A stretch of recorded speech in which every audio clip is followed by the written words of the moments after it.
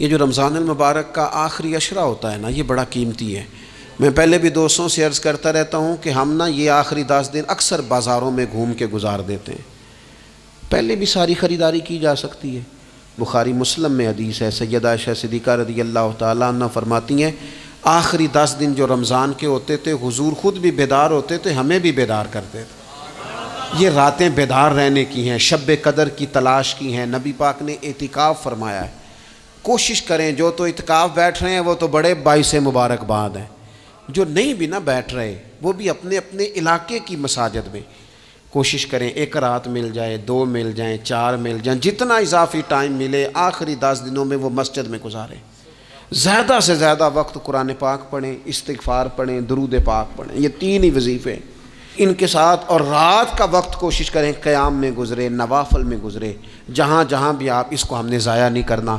ہمارے ہاں یہاں اعتکاف میں کافی لوگ انشاءاللہ آئیں گے، یہاں ہم نے یہ اہتمام کیا ہے کہ روز رات کو شب بیداری کی محفل، تراویح کے بعد یہ محفل شروع ہوگی اور اس کے اندر تلاوت ہے، نعت شریف ہے، کچھ واعظ و نصیحت ہے، کچھ ذکر و فکر ہے، جو اللہ تعالیٰ توفیقات عطا فرمائے اپنے فضل سے وہ ہم کریں گے۔ دعاؤں کا سلسلہ ہے، 8 رکعت نماز نفل پڑھنے کی صحیح کریں گے، کوشش کریں گے کہ اللہ ہمت دے تو سحری تک روز سلسلہ جاری رہے۔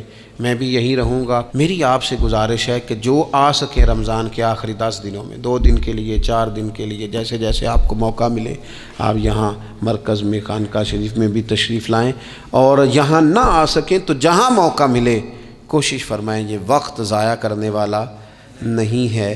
یاد آتی ہے تو آنسو بھی نکلتے ہیں، دعا بھی نکلتی ہے۔ تھے کچھ لوگ پچھلے سال جو اس سال موجود نہیں ہیں، وقت تیزی سے گزر رہا ہے، تو یہ سعادتیں بڑی قیمتی ہیں، ان کو ضرور حاصل فرمائیں۔